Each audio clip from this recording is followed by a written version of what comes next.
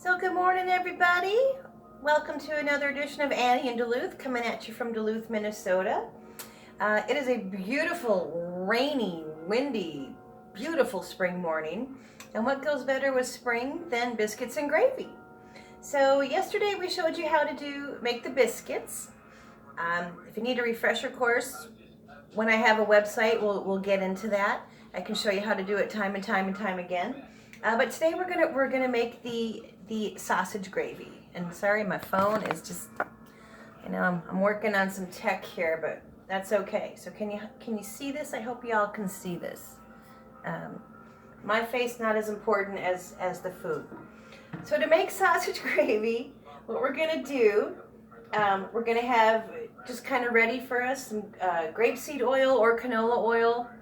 I'm out of canola oil, so I'm using grapeseed oil today, which is perfect anyway because it's light and airy and cooks really well. We're going to have a little bit of butter. We're going to have some flour, some onion, couple of spices, which we'll talk about in a minute, and some sausage. Sausage gravy really so easy and so fun to do. So we're going to first get our skillet hooked up about medium heat. We're going to add about 2 tablespoons of grapeseed oil or canola oil or vegetable oil. Olive oil is not quite what you want to use. It has a little bit too much pungency for breakfast, I think, but if that's what you have, use it. The beauty of cooking is you can mix and match kind of anything you want. Don't ever be stuck to one particular recipe. And if you need to tweak it, tweak it. So we're going to have our 2 tablespoons of oil. And then I'm going to add just about 2 tablespoons of butter because I like butter. I'm a butter fan. People say it's not really good for you, but my God. Take butter over, margarine any day. 'Cause margarine, what the heck is that even made of? We don't even know. Okay, so we are just going to let this simmer in the pan for just a second. We're going to get it all nice and melted. So give this just a minute. I apologize. In the meantime, how are you all doing today? I'm feeling fine, feeling great. Spring is here. COVID's been a tough time, but we're all rallying through it, and I am just excited about the future of things to come. All right, so anyway, we're going to let this just melt down real quick. Once this has melted in our pan, we're just going to add about 1/2 cup of onion, very finely chopped, very finely diced onion. And we're going to let this cook up a little bit. Just going to stir that in. We're going to let that cook up, saute real nice. Okay, so we've been cooking our onions. They're just about translucent. You just want to get them to where they're not burned, because they're going to cook up more with your sausage and things anyway. Then what I have here is I just have a pound of sausage, breakfast sausage. I go mild on my breakfast sausage, but if you like spicy, go for that. I tend to add my own spices to it anyway. But we're just going to crumble up this sausage here real quick. And sausage you can find, there are some varieties that are more expensive. I'm using Swaggert's, put a word out there. I really like their breakfast sausage. It's tasty. It's all natural, not a lot of preservatives, and it's only about, $2 a shot, which kind of makes me happy, fits into my budget, works with me. Maybe it's $2.50 or something, but just kind of works with with what I need. So we are just going to crumble up this sausage in here right quick. Give me just a second. Here we go. Here we go. And then, of course, we got to wash the hands. Hold on.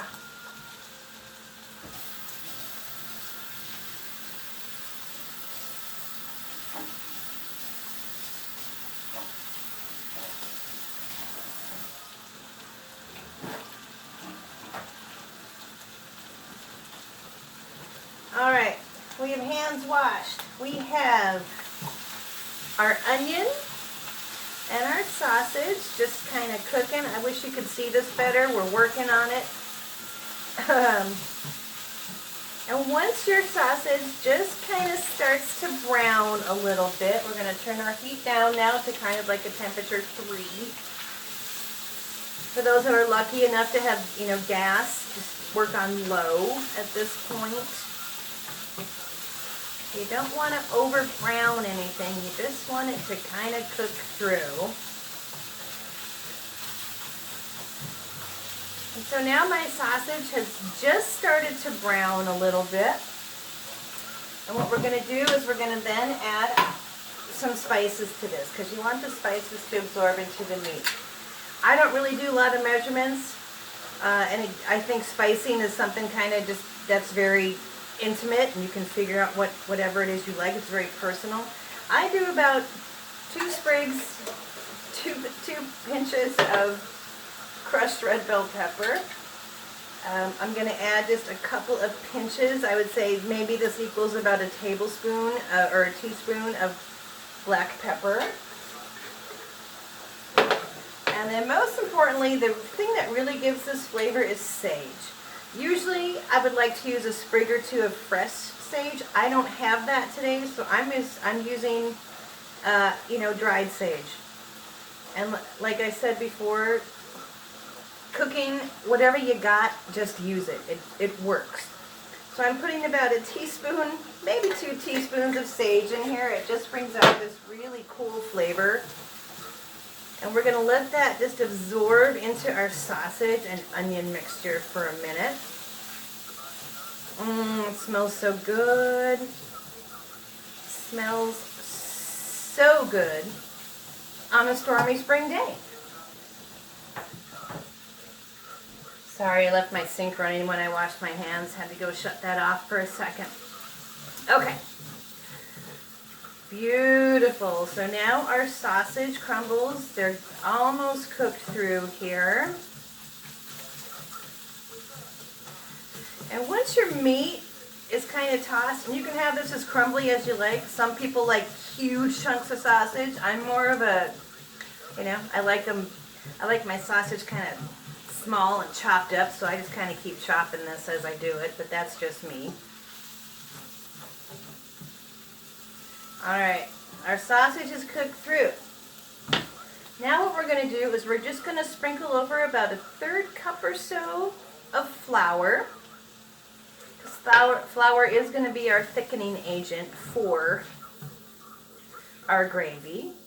We're just going to stir that flour into the meat a little bit. Then what we're going to do, pardon me,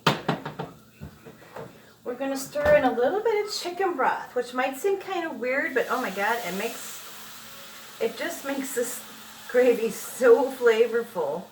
So we're going to stir in about a cup of chicken broth. And we're going to let that start cooking. And oh, yeah, you can see the flour already thickening up in here. I wish I had a better camera so y'all could see this, but it's gorgeous. And then we're just going to kind of drizzle in. I have about 2 cups of milk here. And it could be any kind of milk you want. If you like skim and want to go that way, fine. I'm a 1 to 2% kind of user, but any kind of milk you want is fine. As I said, cooking it's all about personal enjoyment. So whatever flights your fancy, I say go for it. And we're just going to slowly kind of add in this milk. And as the gravy cooks, that flour is going to continue to thicken. So generally, I think I will use about 2 cups here of milk, but if you like a thicker gravy, you can use less. If you like a more thin style, you add a little less. But roughly, it's 1 cup of chicken broth and 2 cups of milk that I use. We're going to let this just cook. We have our sage, our pepper, and our crushed red bell pepper in here, so not a lot of heavy-duty ingredients. When this comes out, my husband will always add, his brand of hot sauce to it, which is the beautiful thing. Flavoring is always something you don't want to go too hot for anybody, or too boring. But boring can always be jazzed up, so no worries there. So this is just coming to a nice slow boil again. She's getting a little thick for me, so I'm going to add just a little bit more milk, sorry. Add a little bit more milk. And then of course you can, ooh, I forgot. You got to top this off with some fresh parsley, because oh my gosh, does that add good flavor. So while my gravy continues to thicken here, and I'm going to pour this in because I think this will thicken up just fine. We're going to have a lot of gravy here. And this will feed easily 4, maybe 6, depending on how many biscuits you like.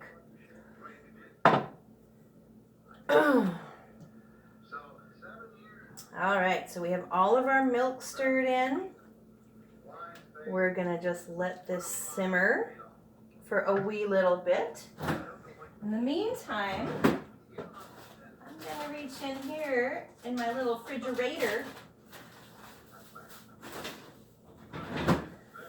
and grab some fresh Italian parsley. I love Italian parsley. I also love cilantro. My husband does not like cilantro, so recipes that call for cilantro or anything like that, I always use fresh parsley because it looks exactly the same. It kind of gives you the feeling that you're eating cilantro without making somebody else feel like they're eating soap. So we're just going to finish this off. I'm going to just chop off some fresh Italian parsley here. Just a little, I don't know, 1/4 cup maybe. It smells so fresh and delightful, and mixed with that sage, it is going to be just amazing. So we're going to toss that in. So our gravy is about done. This does not take long. It's an easy, quick, simple Southern breakfast. My husband grew up in the South a little bit, so he likes Southern foods. Who doesn't? And let's see. That is truly about it. Actually, truth be told, this is getting a little bit thicker even, so just because I can, I'm going to add just a tad more milk to it. Boom, boom, boom. A little splash more. I think that's going to do it for us. I think that's going to do it. Whatever you hear in the background is, that's Matlock. I got a little Matlock on the TV in the background. Don't ask me why, but I do. Okay. For those of you that would even remember what Matlock is. All right. I'm going to try to see if I can bring this over and show you. Ooh. Ooh, look at that gravy. Yeah, not good at this part. She's beautiful. She's going to be gorgeous. So then what we're going to do, the biscuits we made yesterday, we're just going to heat those up a little bit.